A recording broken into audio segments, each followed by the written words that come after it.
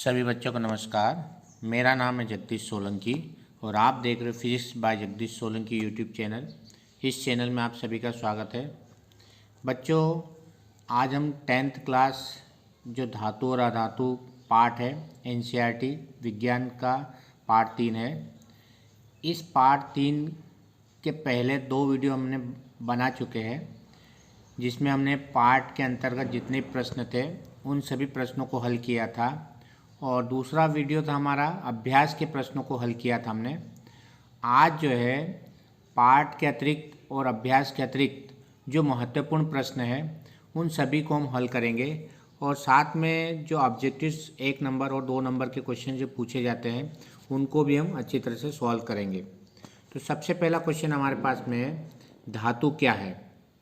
बच्चों, धातु जो होती है सामान्यतः अपन उसको परिभाषित करने के लिए क्या करते हैं कि धातु वे तत्व होती है जो इलेक्ट्रॉन खोकर मतलब इलेक्ट्रॉन त्याग कर अपने में से इलेक्ट्रॉन छोड़ देते हैं और वो धन आयन बनाते हैं।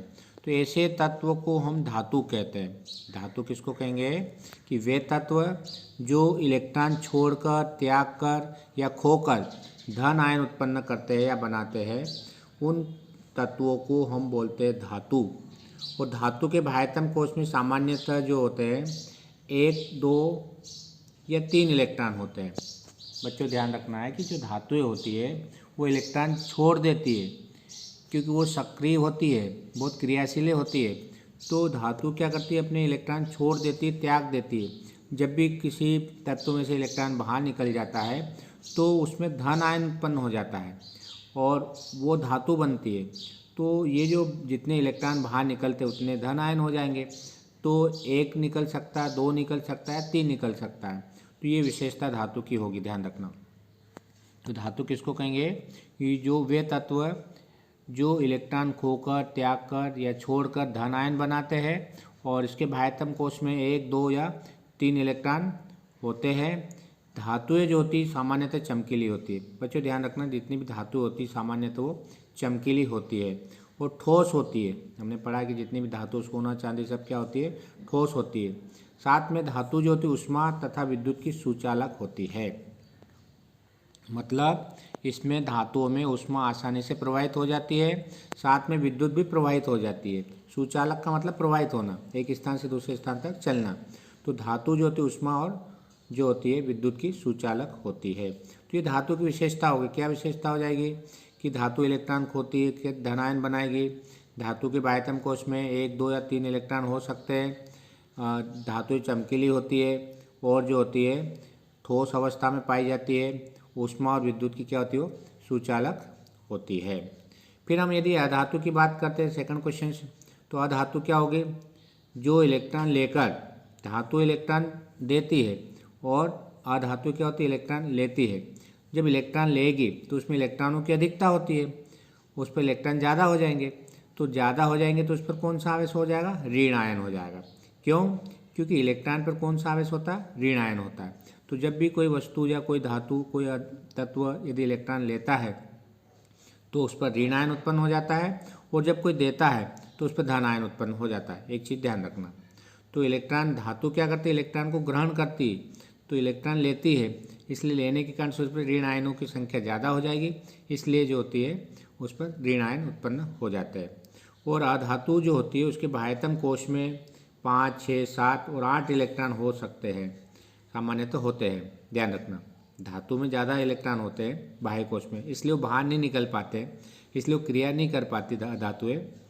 हाइड्रोजन और हीलियम को छोड़कर के अधातु ठोस द्रव तीनों अवस्था में होते हैं। ध्यान रखना कि हाइड्रोजन और हीलियम को छोड़कर जो अधातु होती है वो ठोस द्रव तीनों अवस्था में पाई जाएगी और सामान्यतः जो होती है विद्युत की कुचालक होती है। मतलब इसमें धारा प्रवाहित नहीं होगी और ऊष्मा भी प्रवाहित नहीं होगी। एक स्थान से दूसरे स्थान ऊष्मा मतलब संचरित नहीं होगी।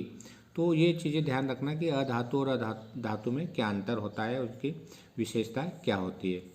सेकंड हमारे पास में आ रहा थर्ड क्वेश्चन से खनिज। बच्चों, खनिज जो होता है पृथ्वी के अंदर से जो प्राकृतिक पदार्थ होते हैं जिसमें धातु के यौगिक पाए जाते हैं, है ना, मैग्नीज ऑक्साइड है, एल्यूमिनियम ऑक्साइड है। ये जो धातु जो प्रकृति के अंदर से हम खोद के निकालते हैं उसमें क्या होती है, कुछ धातु होती है, उस धातु शुद्ध अवस्था में नहीं होती है, वो यौगिकों के रूप में पाई जाती है। तो वो जो पृथ्वी से खोज कर जो पदार्थ निकाले जाते हैं, प्रकृति के अंदर पाए जाते हैं पदार्थ, और उनको हम निकालते हैं, और वो जो होती है उसके अंदर धातु तो रहती है लेकिन वो यौगिक के रूप में रहती है, शुद्ध अवस्था में नहीं, उसमें मिक्स रहते हैं, बहुत सारे तत्व मिले रहते हैं, यौगिक होते, कंपाउंड होते हैं। तो उससे निकालना जो होता है वो जो हम खनिज पदार्थ जो प्राप्त करते हैं प्रकृति के अंदर, जो खदान से खोदकर हम धातु के साथ जो यौगिक निकाले जाते हैं, उसको नाम दे दिया खनिज। खनिज का मतलब जो खदानों से प्राप्त होकर पृथ्वी के अंदर से प्राकृतिक पदार्थ प्राप्त होते हैं और उसमें से धातु के यौगिक पाए जाते हैं, ऐसे पदार्थों को हम खनिज कहते हैं। जैसे मैग्नीज बॉक्साइड है या एल्यूमिनियम बॉक्साइड है, बहुत सारे खनिज होते हैं जो कि हम प्राकृतिक पदार्थ होते हैं और खदानों से खोदकर निकाले जाते हैं। उसके बाद नेक्स्ट क्वेश्चन होता है अयस्क। देखो, खनिज को हमने खोद के निकाला है, तो उसमें खनिजों में उनके ऑक्साइड या बॉक्साइड जो भी होते हैं, यौगिक होते हैं, यदि उन यौगिकों का निष्कर्षण, मतलब जो हमने खनिज निकाला है खदानों से या प्राकृतिक पदार्थ जो है पृथ्वी के अंदर से हमने निकाला है, उसमें यदि उसको निकालने के बाद यदि उससे धातु प्राप्त करना लाभप्रद होता है तो वो कहलाता अयस्क। मतलब खनिज से यदि अपन धातु आसानी से प्राप्त कर सकते हैं कम कीमत पर या लाभप्रद तरीके से, तो वो जो पदार्थ कहलाते हैं, वो पदार्थ को क्या नाम दे दिया है, अयस्क। मतलब खनिज में से हम अयस्क निकालते हैं, ध्यान रखना, और उससे हम धातु प्राप्त करते हैं लाभदायक तरीके से, तो उसको नाम दे दिया अयस्क। उसके बाद नेक्स्ट हम इसी के साथ में एक चीज़ ध्यान रखना है कि सभी अयस्क खनिज होते हैं, जितने भी अयस्क होते हैं वो क्या होते हैं, खनिज होते हैं। क्यों? क्योंकि खनिज से ही अयस्क मिलते हैं, परंतु सभी खनिज अयस्क नहीं होते हैं, ये चीज़ ध्यान रखना है। क्योंकि सभी खनिजों में धातु प्राप्त करना सुविधाजनक नहीं होता है, इसलिए ध्यान रखना। अयस्क का मतलब जिससे धातु आसानी से प्राप्त हो जाती है, ऐसे पदार्थ को हम अयस्क कहते हैं। और खनिज तो बहुत सारे होते हैं, तो खनिज अयस्क नहीं होते सभी। क्यों? क्योंकि उसमें धातुओं को हम आसानी से प्राप्त नहीं कर सकते हैं, तो ऐसे ही पदार्थ को हम अयस्क कहते हैं जिससे हम खनिज से धातु आसानी से प्राप्त की जा सकती है। दूसरा ये ध्यान रखना कि खनिज जो सस्ते और सरल विधि से, ध्यान रखना है, प्राप्त होते हैं और उसको हम बोलते हैं अयस्क। अगला हमारे पास में गैंग। गैंग क्या होता है कि पृथ्वी के अंदर जो मिट्टी है, रेत है ना, खनिज पदार्थ जो अपन जब खोद के निकालते हैं तो पृथ्वी के अंदर बहुत सारी मिट्टी है, खनिज है, ये पदार्थ की अशुद्धियाँ पाई जाती है। इन अशुद्धियों को ही गैंग कहते हैं। गैंग मतलब अशुद्धि। किसकी अशुद्धि? मिट्टी है, रेत है, या अन्य प्रकार से और भी कोई अशुद्धि हो सकती है उसके अंदर, जब अपन उसको खनिज पदार्थ को हम खोद के निकालते हैं अयस्क के रूप में, तो उसमें बहुत सारी अशुद्धियाँ होती है, उन अशुद्धियों को ही गैंग कहते हैं। तो जब भी गैंग की बात आती है तो अशुद्धियाँ, चाहे मिट्टी की हो, रेत की हो, या अन्य किसी प्रकार से अशुद्धियाँ होती है, उसको हम गैंग कहेंगे। अगला क्वेश्चन हमारे पास धात्विक या धातु कर्म क्या है। बच्चों, धातु कर्म क्या होता है कि जो हमारे पास अयस्क होते हैं, जो अयस्क होते हैं उसको निष्कर्षण करने, मतलब उसको साफ करने के लिए या धातु प्राप्त करने की जो प्रक्रिया होती है, उसको कहा गया है धात्विक या धातु क्रम कहते हैं। मतलब जो खदान से हमने अयस्क प्राप्त किया है, उस अयस्क से धातु को अपने को प्राप्त करना है। अयस्क में बहुत सारी अशुद्धियाँ रहती है, तो उस अयस्क से अपने को धातु को प्राप्त करना है, तो जो प्रोसेस अपनाएंगे, विधि अपनाएंगे, उस विधि को हम धात्विक बोलेंगे या धात्विक धातु क्रम कहते हैं। ध्यान रखना, धात्विक या धातु क्रम किसको कहेंगे कि जो हमने अयस्क प्राप्त किया है खदान से, उस अयस्क से धातु प्राप्त करने की जो विधि होगी, प्रक्रिया होगी, प्रोसेस होगी, उस विधि को हम बोलेंगे धात्विक या धातु क्रम बोलते हैं। क्वेश्चन नंबर 7, निस्तापन क्या है। बच्चों, जो निस्तापन में क्या होता है कि जो कार्बोनेट अयस्क होते हैं, जिसमें कार्बोनेट CO3 पाया जाता है, कार्बोनेट का मतलब CO3, ऐसे अयस्क को वायु की अनुपस्थिति में, मतलब वायु प्रवाहित नहीं की जाती है, वो जो अयस्क होता है उस अयस्क को क्या किया जाता है, गर्म किया जाता है। मतलब जितने भी कार्बोनेट अयस्क होते हैं उसको वायु की अनुपस्थिति में जो अयस्क होता है उसको हम गर्म करेंगे तो वो क्या होता है कि ऑक्साइड में परिवर्तित हो जाती है। तो ये जो क्रिया कहलाती है, ये जो विधि कहलाती है, उसको नाम दे दिया निस्तापन। निस्तापन किसको कहेंगे कि जो कार्बोनेट जो अयस्क होते हैं उसको वायु की अनुपस्थिति में उसको हम गर्म करेंगे तो जो परिवर्तन होता है वो ऑक्साइड में परिवर्तित हो जाती है। कौन? कार्बोनेट अयस्क। जो कार्बोनेट अयस्क होता है वायु की अनुपस्थिति में गर्म करते हैं तो ऑक्साइड में परिवर्तित हो जाता है। तो ये जो प्रोसेस होती है परिवर्तित करने की, इसको नाम दे दिया निस्तापन। अब यहाँ पर जैसे हमने एक एग्जांपल ले लिया जिंक कार्बोनेट ZnCO3, ये कार्बोनेट का एक अयस्क है जिंक कार्बोनेट।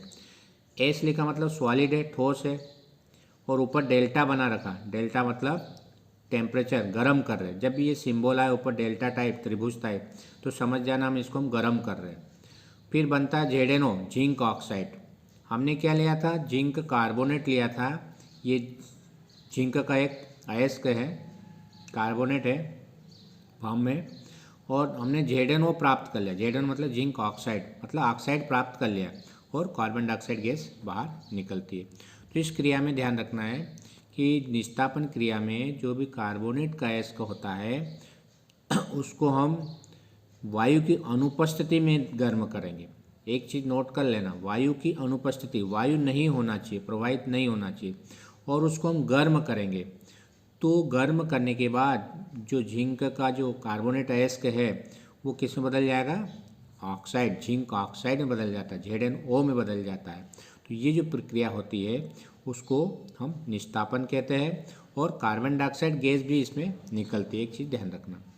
सेकंड हमारे पास में अयस्क का समृद्धिकरण क्या है? देखो, अयस्क का समृद्धिकरण मतलब अयस्क में जो अशुद्धियाँ होती है उसको दूर करना, मतलब ज़्यादा से ज़्यादा अयस्क अपने को प्राप्त करना। जब अपन खदान से उसको निकालते हैं तो बहुत सारी अशुद्धियाँ होती है, उसमें मिट्टी है, रेत है या अन्य प्रकार की कोई और भी मिलावट हो सकती है। तो उसको अलग करना, मतलब उसकी अशुद्धियों को क्या करना? अपने को दूर करना। जो प्रक्रिया अपन अपनाएंगे, प्रोसेस अपनाएंगे, उसी को नाम दे दिया अयस्क का समृद्धिकरण या सांद्रकरण भी कहते हैं। तो अयस्क का समृद्धिकरण समझ में आ गया होगा कि जो अयस्क होता है उसमें बहुत सारी अशुद्धियाँ होती है, उन अशुद्धियों को दूर करना, मतलब उसको अलग करना और अपने को अयस्क प्राप्त करना, ये जो कहलाती है। इस प्रोसेस को या इस जो हमारे पास विधि अपनाएंगे, प्रक्रिया, उसको हम बोलेंगे अयस्क का समृद्धिकरण कहेंगे। अगला क्वेश्चन हमारे पास है भर्जन। ये भी बहुत इंपॉर्टेंट है। भर्जन, भर्जन में क्या करते हैं कि जो सल्फाइड अयस्क होते हैं, निस्तापन में हम कार्बोनेट अयस्क लेते हैं और भर्जन में हम सल्फाइड अयस्क लेते हैं। ध्यान रखना, दोनों में अंतर है। निस्तापन में हम क्या करते हैं? कार्बोनेट अयस्क लेते हैं, और भर्जन में हम सल्फाइड अयस्क लेंगे। इसको वायु की उपस्थिति में, और वो जो होती है निस्तापन वायु की अनुपस्थिति में होती है। दोनों में अंतर ध्यान रखना। तो पहला क्या है? निस्तापन में हम कार्बोनेट अयस्क लेंगे, और यहाँ हम भर्जन पढ़ रहे हैं तो भर्जन में हम सल्फाइड अयस्क लेंगे। निस्तापन में वायु की अनुपस्थिति रहती है और भर्जन में वायु की उपस्थिति रहती है, या कह सकते हैं कि सीमित वायु की उपस्थिति में भी कर सकते हैं हम इसको। तो प्रोसेस वही है, विधि वही है। अंतर क्या है कि उसमें कार्बोनेट अयस्क होता है, इसमें सल्फाइड अयस्क होता है। उसमें वायु की उपस्थिति अनुपस्थिति होती है, इसमें वायु की उपस्थिति होती है, और गर्म दोनों को करते हैं, और बनता दोनों में ऑक्साइड ही बनता है। तो ये दोनों में अंतर मालूम होना चाहिए। जैसे हमारे पास एग्जाम्पल दे रखा, जिंक सल्फाइड को हम ऑक्सीजन की उपस्थिति में गर्म करेंगे। O2 मतलब ऑक्सीजन जो कि गैस होती है, इसको गर्म करें मतलब डेल्टा लगाया ऊपर, तो बनेगा क्या? जिंक ऑक्साइड ZnO और SO2 सल्फर डाइऑक्साइड गैस बनती है। वहाँ पर कार्बन डाइऑक्साइड गैस बनती है, यहाँ पर सल्फर डाइऑक्साइड गैस बनती है। यदि मान लो अंतर आता है तो अंतर भी हम आसानी से लिख सकते हैं। निस्तापन में क्या होगा? उसमें कार्बोनेट अयस्क का किया जाता है, परिवर्तन किया जाता है, इसमें सल्फाइड अयस्क को परिवर्तित किया जाता है। निस्तापन वायु की अनुपस्थिति में होती है, भर्जन वायु की सीमित मात्रा या वायु की उपस्थिति में होती है। उसमें जो है जिंक, जैसे अपन वहाँ कार्बोनेट लेते हैं, यहाँ पे हम सल्फाइड लेते हैं, और साथ में वहाँ पर कार्बन डाइऑक्साइड गैस बनती है, यहाँ पर SO2 गैस बनती है। तो यदि हमारे पास अंतर आता है तो अंतर भी हम आसानी से उसको लिख सकते हैं, ध्यान रखना। उसके बाद में हमारे पास नेक्स्ट क्वेश्चन है, धातु का परिष्करण क्या है। परिष्करण समझते हो, देख उसको हम शुद्ध करना कहते हैं परिष्करण को। तो जब अशुद्ध धातु को शुद्ध करने की जो प्रोसेस होती है उसको नाम दे दिया परिष्करण। जो धातु में बहुत सारी अशुद्धियाँ होती है उसको क्या करेंगे हम, दूर करेंगे, तो वो प्रोसेस कहलाती है परिष्करण कहलाती है। इसके लिए अलग अलग विधियाँ अपनाई जाती है शुद्ध करने के लिए धातुओं को। इसमें पहली समापन विधि है, आसवन विधि है, विद्युत अपघट्य परिष्करण विधि है, जौन परिष्करण की विधियाँ। मतलब धातु को हम शुद्ध किन किन विधियों से हम कर सकते हैं, उसके लिए 4 अलग अलग विधियाँ होती है, ध्यान रखना। तो ये चारों विधियों का नाम मालूम होना चाहिए, परिसमापन विधि, आसवन विधि, विद्युत अपघट्य परिष्करण विधि और जौन परिष्करण विधि। ये 4 विधियाँ धातु को शुद्ध अवस्था में प्राप्त करने की 4 विधियाँ होती है। नेक्स्ट क्वेश्चन हमारे पास, धातु का संसारण क्या है। बच्चों, धातु का जो संसारण होता है, हमने देखा कि यदि धातु को हम खुली हवा में छोड़ देते हैं तो धातु जो होती है धीरे धीरे क्षय होती है, मतलब हानि होने लगती है, उसमें जंग लगने लगती है और वो प्रदूषक जो होते हैं उसको ख़राब कर देते हैं। तो उसके ऊपर एक परत जम जाती है जिसको हम धातु की ऑक्साइड की परत बना लेती है, जिसको हम जंग लगना भी कहते हैं, जिससे धातु धीरे धीरे क्षय होने लगती है, खराब होने लगती है, और इसी को नाम दे दिया धातु का संसारण। जैसे आपने देखा होगा लोहे में जंग लग जाती है, जब खुली हवा में जब नमी लगती है या पानी लगता है तो लोहे में जंग लग जाती है। क्यों लग जाती है?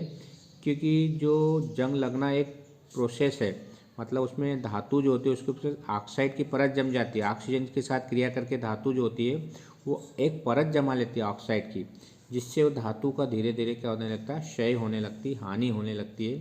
तो ये जो प्रोसेस होती है इसको क्या कहा गया है, संसारण।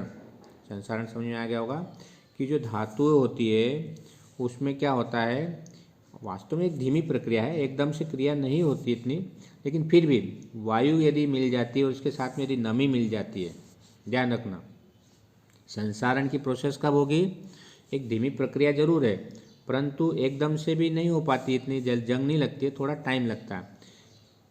तो ये कब होगी, पहली बात तो वायु होना चाहिए, ऑक्सीजन होना चाहिए, वायु मतलब ऑक्सीजन, साथ में नमी होना चाहिए और उसको प्रदूषक मतलब उसको खराब करने वाले पदार्थ भी होना चाहिए, ध्यान रखना। तो ये प्रदूषक जो होते हैं ये क्या करते हैं, क्रिया करके क्या कर लेते हैं, उसके ऊपर धातु के ऑक्साइड की एक परत बना लेते हैं और जिससे क्या होती है, धातु धीरे धीरे क्या होती है, क्षय होने लगती है, उसकी हानि होने लगती है और नष्ट होने लगती है। तो ये जो क्रिया कहलाती है इसी को नाम देते हैं संसारण। और लोहे में जो जंग लगना है वो एक संसारण का ही उदाहरण होता है। तो ये हमारे पास संसारण से संबंधित यदि कोई प्रश्न आता तो उसको अच्छी तरह से याद कर लेना। कुछ नहीं, संसारण मतलब धातु में जंग लगना, वायु की उपस्थिति में, नमी की उपस्थिति में कह सकते हैं, ऑक्साइड बनेगा, उसके ऊपर ऑक्साइड की परत जम जाती है। अगला क्वेश्चन हमारे पास, रबड़ का वाल्वनीकरण क्या है। बच्चों, जो प्राकृतिक रबड़ होता है उसको यदि सल्फर के साथ गर्म किया जाता है तो ये जो प्रोसेस होती है उसको वाल्वनीकरण नाम दे दिया। ऐसा क्यों करते हैं, क्योंकि रबड़ में बहुत सारे गुण होते हैं, उसको सुधार करने के लिए ऐसा किया जाता है। अगला हमारे पास है, आघातवर्धनीयता तथा तन्यता को परिभाषित कीजिए। तो आघातवर्धनीयता और तन्यता, बच्चों जो आघातवर्धनीय जो होता है वो धातुओं का एक गुण होता है, जिसमें पिछले वीडियो में हमने देखा था कि धातु को हम जो हथौड़े से पीट कर क्या कर सकते हैं, उसकी हम चादर बना सकते हैं। तो ये जो गुण होता है उसको हम आघातवर्धनी कहेंगे। और जो होता है सोना चांदी, ये सबसे अच्छी आघातवर्धनी धातु होती है, ये अपने को मालूम होना चाहिए। और इससे जो है हम क्या कर सकते हैं, चादरें बना सकते हैं। तन्यता का गुण, तन्यता में क्या करते हैं, पतली चादर खींचते हैं, तन्यता में तार खींचते हैं, तन्यता में क्या करते हैं हम, पतले तार खींचते हैं। तो ये जो तार खींचने का गुण होता है इसको हम तन्यता कहते हैं। और सोना और चांदी सबसे अधिक तन्य धातु मानी जाती है। उसके बाद मिश्र धातु आती है। मिश्र धातु मतलब जिसमें 2 या 2 से अधिक धातुएं जो होती है उसको समांगी मिश्रण बनाया जाता है, एक जैसा मिश्रण बनाया जाता है, तो उसको नाम दे दिया मिश्र धातु। किसी धातु या अन्य धातु का या धातु के साथ धातु भी मिला सकते हैं, उसका एक मिश्रण बनाया जाता है। समांगी का मतलब एक जैसा मिश्रण, उन्हें पिघली अवस्था में रखकर प्राप्त किया जाता है। उसको पिघाला जाता है सबको, मिश्रण को, दो या दो से अधिक धातुओं को, और एक जैसा मिक्सर बनाया जाता है, मिश्रण बनाया जाता है। तो ऐसे को हम नाम दे दें मिश्र धातु। अब अगला क्वेश्चन हमारे पास में है कि संसारण, धातु के संसारण रोकने की दो विधियाँ समझाइए। मतलब धातु में हम जंग लगने से कैसे रोक सकते हैं। तो हम दैनिक जीवन में करते ही कि वायु जंग क्यों लगती है, इसका कारण हमने देखा कि जो वायु की जो परत होती है वो धातु के साथ क्रिया कर लेती है, नम वायु के साथ में, तो जंग लग जाती है। तो इसके लिए अपन क्या करते हैं, पेंट लगा देते हैं, वार्निश लगा देते हैं, टीन, कापर, क्रोनियम, निकेल, इनका क्या करते हैं तो ऊपर लेप कर देते हैं, जिससे जंग नहीं लगती है। दूसरी विधि इसमें बता रखी है कि उत्सर्ज विधि द्वारा, इस प्रक्रिया में क्या करते हैं, जिंक की परत को किसी धातु को अपन ढक के रख देते हैं, जिसे अपन लेप कर देते हैं। इसी तरह से ये भी है, इसका लेपन होता है इसमें। इसको गैल्वेनीकरण या यशत लेपन भी कहते हैं। यशत लेपन मतलब एक धातु की परत को दूसरी धातु की परत के ऊपर लगाना, ये यशत लेपन कहलाता है, ध्यान रखना। अगला हमारे पास में है कि यशत लेपन या जस्तीकरण या गैल्वेनीकरण किसे कहते हैं। ये भी हमने पढ़ा है कि यशत लेपन मतलब जस्ते की जो लेपन क्रिया होती है, इसको क्या करते हैं, हम किसी धातु के ऊपर चढ़ा देते हैं। जस्ते की जो लेप करते हैं वो किसी दूसरी धातु के ऊपर चढ़ा देते हैं, जिसको यशत लेपन नाम दे दिया है, ध्यान रखना। क्वेश्चन नंबर 17, अपचयन क्या है। देखो बच्चों, अपचयन में क्या होता है कि जो धातु यौगिक होते हैं उसमें यदि धातु प्राप्त करते हैं, यौगिक मतलब जैसे मान लो कार्बोनेट है, इसके कैल्शियम कार्बोनेट या कुछ भी उसमें मिले होते हैं तत्व ऑक्साइड के रूप में, तो उसमें यदि उसको अलग करके यदि अपने को धातु यदि प्राप्त की जाती है तो वो कहलाती प्रोसेस अपचयन। अपचयन में क्या होता है कि धातु यौगिक के रूप में होती है और उस यौगिक में से यदि अपने को धातु प्राप्त करना है तो उसके लिए एक प्रोसेस होती है, एक विधि होती है, और उस विधि को नाम देते हैं अपचयन। तो अपचयन किसको कहेंगे कि धातु यौगिकों में से धातु को प्राप्त करने की जो विधि होती है, प्रक्रम होती है, प्रोसेस होता है, उसको हम बोलते हैं धातु का अपचयन। अब हमारे पास एक अंक वाले क्वेश्चन है जो कि ऑब्जेक्टिव में पूछे जाते हैं, बहुत महत्वपूर्ण क्वेश्चन है, इनको अच्छी तरह से याद करना है। दो धातुओं के नाम बताओ जो ऊष्मा की सर्वाधिक चालक होती है। चालक मतलब जिसमें ऊष्मा आसानी से प्रवाहित होती है। सबसे अच्छी चांदी है और दूसरे नंबर पर कॉपर होती है। चांदी महंगी धातु होती है, इसलिए इसका हम ज़्यादा उपयोग चालक के रूप में नहीं कर सकते, इसलिए हम सामान्यतः कॉपर का उपयोग करते हैं। सेकंड है, दो आघातवर्धनी धातुओं के नाम बताओ। सबसे अच्छी सोना होती है, दूसरी चांदी होती है। आघातवर्धनी मतलब जिससे हम चादरें बना सकते हैं, तो सोना जो धातु होती है सबसे अच्छी आघातवर्धनी धातु मानी जाती है, क्योंकि 1 ग्राम सोने से लगभग 2 किलोमीटर का लंबा तार हम खींच सकते हैं। अगला है, ऐसी दो धातु के नाम बताओ जिन्हें चाकू से आसानी से काटा जा सकता है। सोडियम है, पोटेशियम है। ये क्या होती है, मुलायम धातु होती है, क्षारीय धातु होती है, इनको हम आसानी से चाकू से काट सकते हैं। अगला क्वेश्चन है, उन दो धातुओं के नाम लिखिए जिनका गलना कितना कम होता है कि हाथ पे रखते ही पिघल जाती है। बच्चों ऐसी दो धातु है हमारे पास, गैलियम और सीजियम। ये धातु बहुत जो होती है, इसको यदि अपन हाथ पे रखते हैं, थोड़ा सा यदि हीट मिलती है, गर्म हो जाते हैं तो ये पिघल जाती है। अगला क्वेश्चन हमारे पास, एक अधातु का नाम बताइए जो ताप व द्रव अवस्था में पाई जाती है। बच्चों धातु में एक पारा ही ऐसा है जो द्रव अवस्था में पाया जाता है, बाकी सब ठोस अवस्था में ही पाए जाते हैं। अगला क्वेश्चन हमारे पास, अधातु में ब्रोमीन है, ध्यान रखना, जो द्रव अवस्था में पाई जाती है। एक ऐसी धातु का नाम बताइए जिसकी सतह चमकदार होती है। आयोडीन। आयोडीन अधातु है लेकिन वो चमकदार होती है, ध्यान रखना।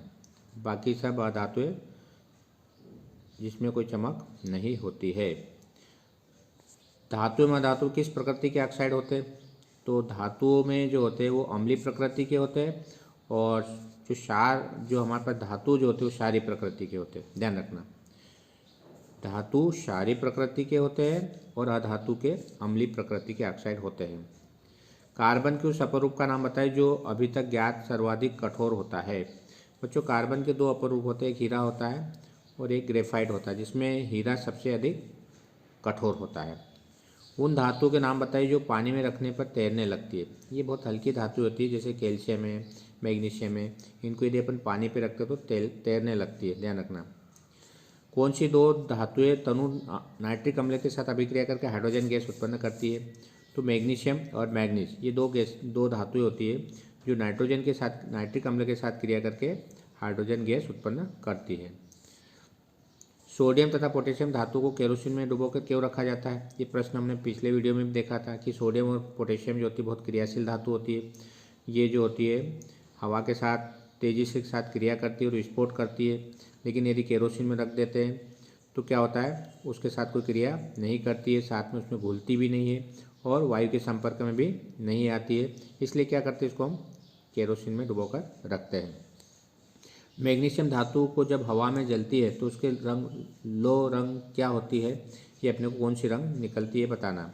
हल्का हला, यहाँ पे जो होता है हल्का हरा और नीला होता है, ध्यान रखना। मैग्नीशियम धातु जब हवा में जलती है तो उसकी जो लोह का रंग होता है वो हल्का हरा और नीला होता है। अगला हमारे पास है दो धातुओं के नाम बताइए जो पानी की अभिक्रिया नहीं करती लेकिन भाप से अभिक्रिया करती है। बच्चों, जो पानी से अभिक्रिया जैसे एल्यूमिनियम है और आयरन है। एल्यूमिनियम के बर्तन अपन उपयोग पानी के लिए भी करते हैं, लेकिन वो पानी के साथ क्रिया नहीं करती, लेकिन यदि गर्म ज़्यादा हो जाते हैं तो उसके साथ भाप के साथ वो रासायनिक क्रिया कर सकती है। अगला क्वेश्चन है सोडियम क्लोराइड में किस प्रकार का बंध होता है? सोडियम क्लोराइड में आयनिक बंध होता है, क्योंकि उसमें सोडियम प्लस होता है और क्लोराइड माइनस होता है, इसलिए उसको आयनिक बंध कहा जाए, आयन होता है उसमें। अगला क्वेश्चन हमारे पास निम्न रासायनिक क्रिया में अपचायक का नाम बताइए। अपचायक मतलब जो धातु को अलग कर देता है, तो यहाँ पर एल्यूमिनियम आएगा, क्योंकि एल्यूमिनियम जो होता है धातु को क्या कर रहा है, अलग कर रहा है, इसलिए अपचायक मतलब जो धातु को अलग कर देता है, एक ऑक्साइड में से वो धातु को अलग करता है, उसको बोला गया है अपचायक। अगला क्वेश्चन है उस विधि का नाम बताइए जिसके द्वारा सक्रियता श्रेणी सबसे ऊपर स्थित धातु को निष्कासित किया जाता है। ये विधि कहलाती है विद्युत अपघटनी विधि के द्वारा। अगला क्वेश्चन है धातुओं के निष्कर्षण में सामान्यतः उपयोग में पाए जाने वाले एक सस्ते अपचायक का नाम लिखिए। अपचायक मतलब कार्बन, क्योंकि कार्बन क्या करता है, बहुत जल्दी से रासायनिक क्रिया करके धातु को क्या कर देता है, अपचयित कर देता है, अलग कर देता है, तो कार्बन आसानी से भी प्राप्त हो जाता है। विद्युत अपघटनी परिष्करण में अशुद्ध धातु से बने इलेक्ट्रोड की कौन सी छड़ होती है तथा शुद्ध धातु की कौन सी छड़ होती है? तो अशुद्ध धातु की जो बनी छड़ होती है वो एनोड होती है और शुद्ध धातु की जो छड़ बनी होती है वो कैथोड होती है, ध्यान रखना। तांबे की विद्युत अपघटनी परिष्करण में उपयोग में होने वाली विद्युत अपघट्य का नाम बताइए। जो तांबे का जो अपन परिष्करण करते हैं, अपघटन करते हैं, तो उसके लिए कॉपर सल्फेट का विलयन का उपयोग किया जाता है, अम्लीय कॉपर सल्फेट का विलयन होता है। अगला क्वेश्चन हमारे पास अमलगम क्या है? देखो, अमलगम जो होता है, यदि मान लो कोई धातु है उसके साथ पारा है जुड़ा हुआ, तो उसकी मिश्र जो धातु बनती है उसको नाम दे दिया अमलगम।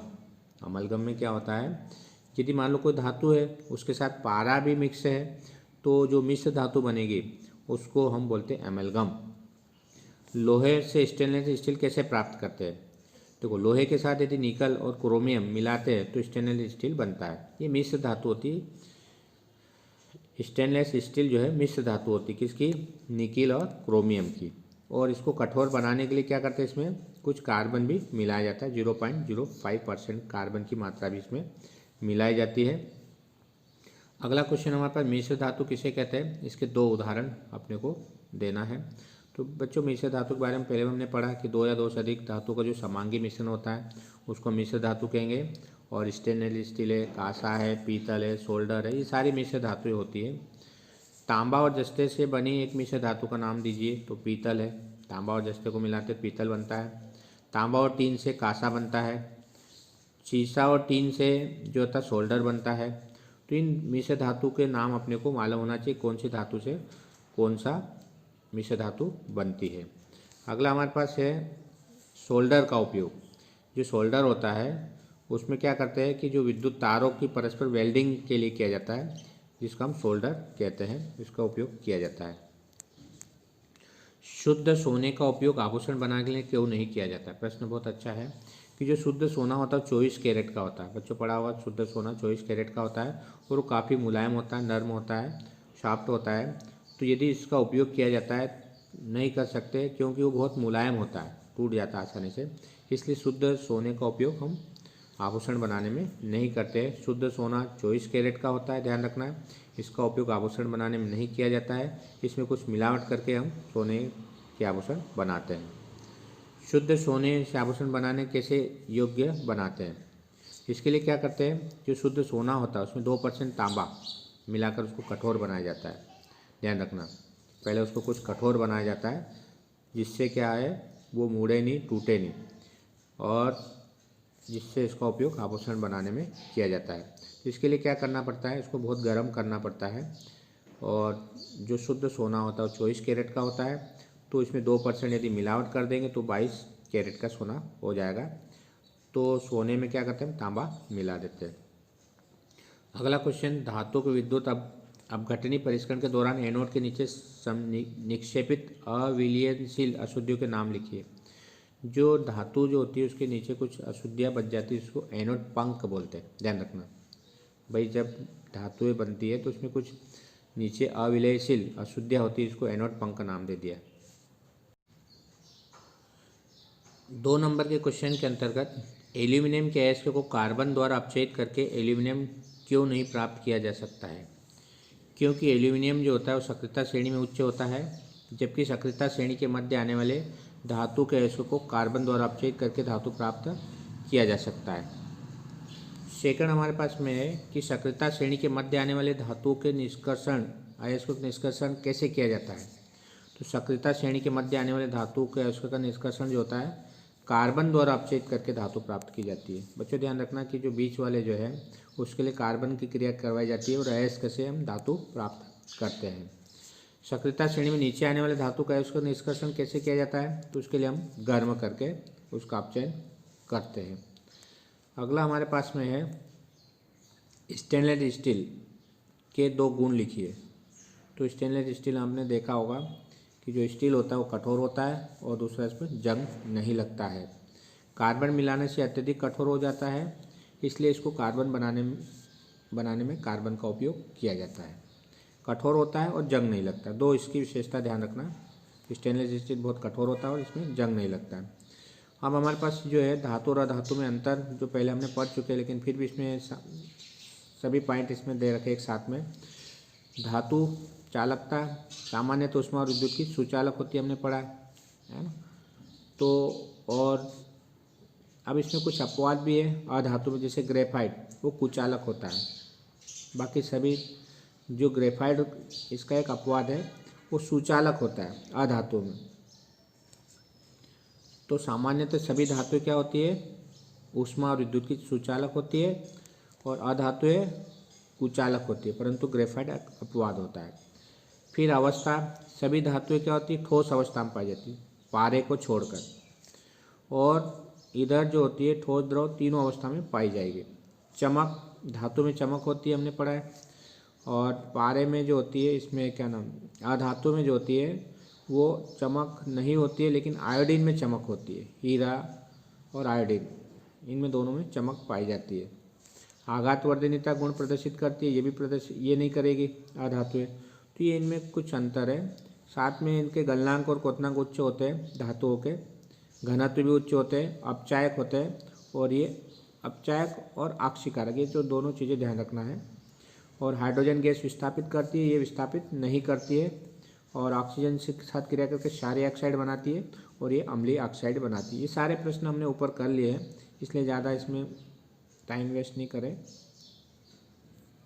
उसके बाद में हमारे पास में है एक तत्व ए ऑक्सीजन के साथ अभिक्रिया करके ऑक्साइड बनाता है, जिसका पानी में विलयन लाल लिटमस को नीला कर देता है। तत्व धातु है अधातु, ये अपने को बताना। चूँकि लाल लिटमस को नीला कर देता है इसलिए गुण क्षारीय होगा, ध्यान रखना। और धातु के ऑक्साइड की प्रकृति क्षारीय होती है, अतः ए जो है एक धातु है। क्या अधिकांश धातुएं नाइट्रिक अम्ल के साथ अभिक्रिया कर हाइड्रोजन गैस उत्पन्न करती है? नहीं। क्यों नहीं करेगी? कि सभी धातुएं नाइट्रिक अम्ल के साथ अभिक्रिया करके हाइड्रोजन गैस उत्पन्न नहीं करती है, क्योंकि HNO3 जो नाइट्रिक अम्ल होता है एक प्रबल ऑक्सीकारक होता है, जो H2 जो होते हैं हाइड्रोजन को उत्पन्न करके ऑक्सीकृत करके जल में परिवर्तित कर देता है, और स्वयं नाइट्रोजन किसी ऑक्साइड में अपचयित हो जाता है।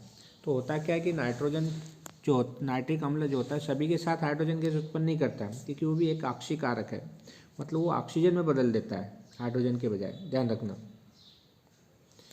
इसलिए जो होता है, और ऑक्साइड में क्या कर देता है, अपचयित कर देता है। अगला क्वेश्चन हमारे पास, सोडियम क्लोराइड का क्वथनांक उच्च क्यों होता है? बच्चों जो सोडियम क्लोराइड होता है उसका क्वथनांक क्यों उच्च होता है? क्योंकि वो आयनिक यौगिक है, और जितने आयनिक यौगिक होते हैं वो ठोस होते हैं, इसलिए ठोस के क्वथनांक क्या होते हैं, उच्च होते हैं। और आयनिक यौगिकों में क्या होता है, मजबूत बंध पाया जाता है, आकर्षण बल, तो उसको तोड़ने के लिए ज़्यादा ऊर्जा की आवश्यकता होती है, इसलिए इनके क्वथनांक क्या होते हैं, उच्च होते हैं। आयनिक यौगिकों का गलनांक उच्च क्यों होता है? क्योंकि आयनिक जो यौगिक होते हैं वो उनके अंदर, हमने अभी पढ़ा है कि उनके बीच में जो होता है प्रबल आकर्षण बल लगता है, तो उनको तोड़ने के लिए क्या होती है, ज़्यादा ऊर्जा की आवश्यकता होती है, इसलिए आयनिक यौगिकों के गलनांक जो होते हैं वो उच्च होते हैं, जल्दी गलते नहीं, क्योंकि वो मजबूत बंध के द्वारा बंधे होते हैं, क्योंकि वो ठोस होते हैं।